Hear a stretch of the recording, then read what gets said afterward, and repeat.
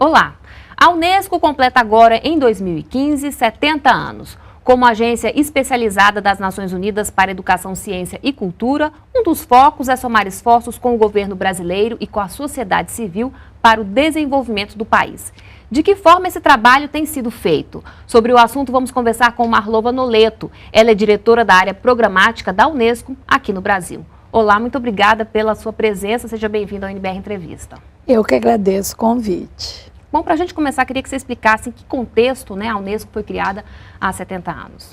Bom, a Unesco é a mais antiga das agências das Nações Unidas.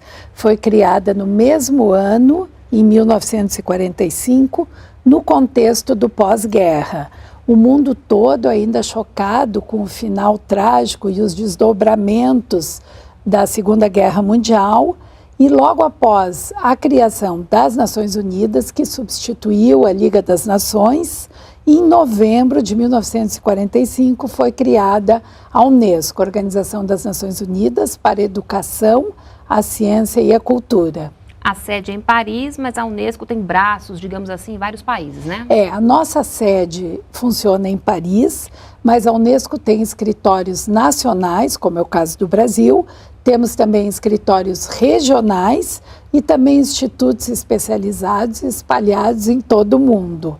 Os temas centrais são educação, ciência e cultura ou vai além disso? Bom, quando nós falamos que os temas centrais são educação, ciência e cultura, é sempre bom explicar que quando nós falamos de ciências, compreende-se aí as ciências naturais, também a ciência e a tecnologia e também as ciências humanas e sociais. E além, então, das ciências, temos educação, cultura e comunicação e informação. São 5 áreas de mandato, bastante abrangentes e que, na verdade, respondem por todo o trabalho da organização. Bom, falando em trabalho, como é que é a atuação aqui no Brasil? Bom, aqui no Brasil, a Unesco está há cerca de 60 anos. É um trabalho em parceria com o governo brasileiro, com quem nós temos o acordo de sede com o país, o Brasil. A Unesco, é bom que se explique, é uma organização de países, de Estados-membro. A nossa instância máxima de governança é a Conferência Geral, que reúne a cada 2 anos os países membros da organização com direito a voto, que decidem o orçamento, as principais linhas de ação e também a cada 4 anos elegem o diretor-geral da organização. Então, aqui no Brasil, nós trabalhamos com as diretrizes aprovadas pela Conferência Geral, mas é óbvio que adaptando as prioridades do Brasil.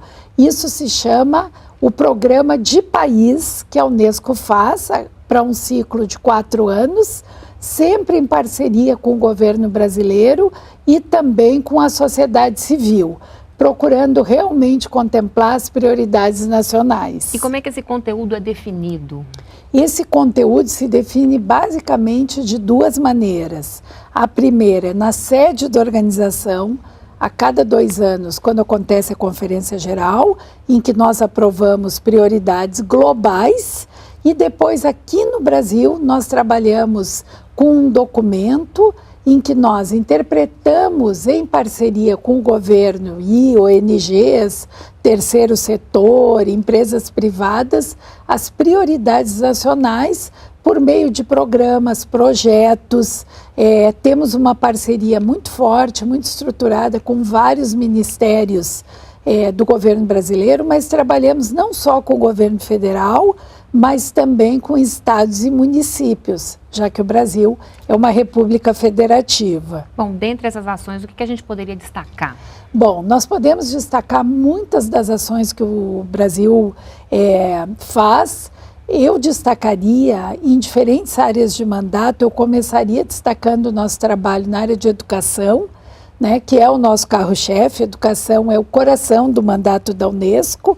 Nós trabalhamos numa parceria muito estreita com o Ministério da Educação, com as prioridades do país em relação à qualidade da educação, a formação e a capacitação dos docentes, o ensino superior, a questão sempre presente, né, de mantermos a escolarização na idade certa, adequação à idade séria, que tem a ver também com a qualidade. Trabalhamos também com educação de jovens e adultos nos programas de EJA, em parceria com o governo federal, e além disso trabalhamos com organizações da sociedade civil, como o movimento do Todos pela Educação, que é um grupo de empresários, ou o movimento da Campanha Nacional pelo Direito à Educação, ou com ONGs de destaque na área educacional, e também com os estados e municípios, como eu mencionei aqui, em diferentes programas de cooperação, visando sempre contribuir para a qualidade da educação, para o processo de educação para todos ao longo da vida, porque uma das prioridades da Unesco é o processo de educação para todos. Educação deve ser o mais abrangente e o mais inclusiva possível. Eu destacaria também, por exemplo, na nossa área de Ciências Humanas e Sociais, a excelente parceria que nós temos com o Ministério do Desenvolvimento Social, na implementação do programa Bolsa Família, na Política Nacional de Assistência Social e na capacitação dos agentes operadores dessa política. Na área da cultura, eu destacaria a nossa parceria com o Ministério da Cultura, com o IPHAN, que é o Instituto do Patrimônio Histórico do Brasil, onde nós trabalhamos pela preservação do patrimônio histórico, trabalhamos também pela preservação do patrimônio natural, em parceria com o meio ambiente, e destacaria ainda na nossa área de comunicação e informação, toda a inovação que nós temos com a chegada das novas tecnologias, contribuindo nos processos educacionais. Ou seja, é bem abrangente, né? Mas voltando um pouquinho à questão da educação, a gente está no mês dos professores e também no mês das crianças, né? E a gente sabe que o vetor a educação é um vetor de mudança, enfim, de desenvolvimento. Como é que a Unesco avalia, né, o avanço do Brasil nessa área da educação? O que a gente melhorou e o que a gente ainda precisa avançar? Bom, o Brasil avançou muito, não resta dúvida. É um país que conseguiu cumprir a meta de ter praticamente todas as crianças na escola. Nossa cobertura hoje é muito ampla, vem avançando significativamente em termos de qualidade da educação, mas é evidente que nós ainda precisamos avançar. E o Brasil tem desafios. O desafio dos docentes é um grande desafio, a manutenção e a retenção dos docentes no local certo e adequado é um desafio para um país continental como o nosso, né? Mas o Brasil, quando nós fazemos um balanço da situação educacional brasileira, nós registramos com satisfação o grande avanço que o Brasil fez nas últimas décadas. Qual é a melhor forma de acesso à educação? Bom, a educação ela tem um território sagrado por excelência, que é a escola. Então, a Unesco, evidentemente, defende que toda criança esteja na escola, na idade certa, e lá deve permanecer até concluir os ciclos básicos, ensino fundamental e ensino médio. E é óbvio que trabalhamos em parceria com os governos federal, estaduais e municipais para que isso aconteça. Educação para todos, educação de qualidade e educação na idade certa. Bom, falando em educação de qualidade, né, qualidade do ensino, qual o papel, por exemplo, hoje da internet, enfim, dos livros, nesse acesso, nessa melhoria da qualidade da nossa educação?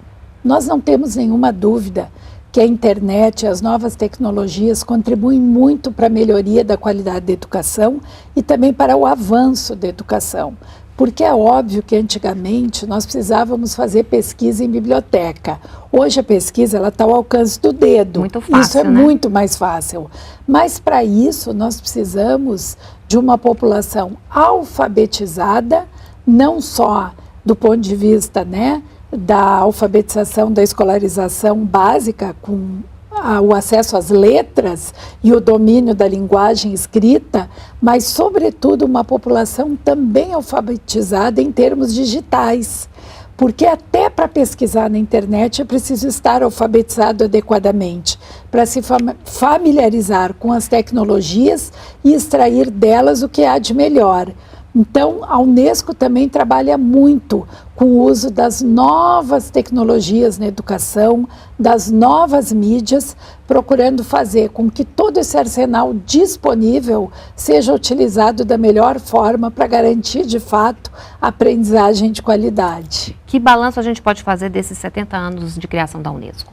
Olha, o balanço dos 70 anos de criação da Unesco é um balanço muito positivo, porque o mundo hoje, ele é um mundo que está numa crise de humanismo. Nós vemos a situação dos refugiados, né, chegando na Europa, digamos, as grandes questões que isso coloca para o mundo, mas, por outro lado, nós vemos que uma agência como a Unesco, que nasceu, sobretudo, para propor a cultura de paz na mente dos homens, está mais atual do que nunca.